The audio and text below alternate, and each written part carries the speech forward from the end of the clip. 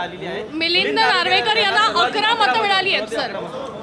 मी सांगितलं ना की आता शेवटी 9चे 9 ऑब्जेक्टिव्ह, 12 उमेदवार आहेत, 11 निवडून येणारे आहेत, एक पडणार आहे। आता कोण असेल आपण बघू। नाही, महाविकास आघाडीचा धक्का कोणाला बसेल? तुमचा जो दावा आहे की महायुतीच्या सर्व जागा जिंकतील, तर महाविकास आघाडीमध्ये धक्का कोणाला बसेल? आता थोड्या वेळाने आपल्याला दिसेल। मी आता सांगणार नाही, मी सांगितलं प्रेफरन्शियल वोटिंग याच्यामध्ये आहे, पण शेवटी एका लढ्याला पडायचं आहे।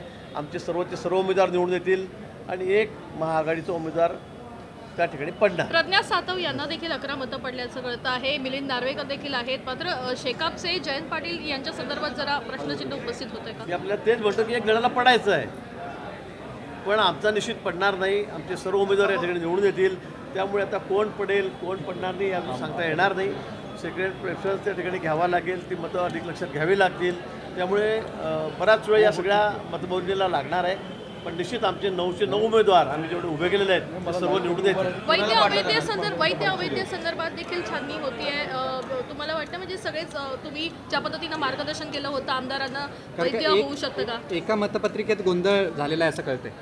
शक्यता असेल, काही लोक गोंधळतात आणि आमचा अनुभव नाही हा। प्रत्येक निवडणुकीमध्ये 1 2 3 मतं काहीतरी चुकतात, काही त्या ठिकाणी गेल्यावर गोंधळतात किंवा काही जाणीवपूर्वक होत असतील, मला असं वाटतं जाणीवपूर्वक होत असतील, काही सांगता येत नाही। पण ते फार मतं जास्त बाद नसतात, पण एवढ्या कमी मतांमध्ये आणि आमदाराच्या मतामध्ये मतं बाद होणं म्हणजे ही बाब काही फार तशी काही योग्य नाही, चांगली नाही आहे, गंभीरच आहे। पण कोणी जर जाणीवपूर्वकच मत बाद करत असेल तर आपल्याला त्याला काही म्हणता येणार नाही।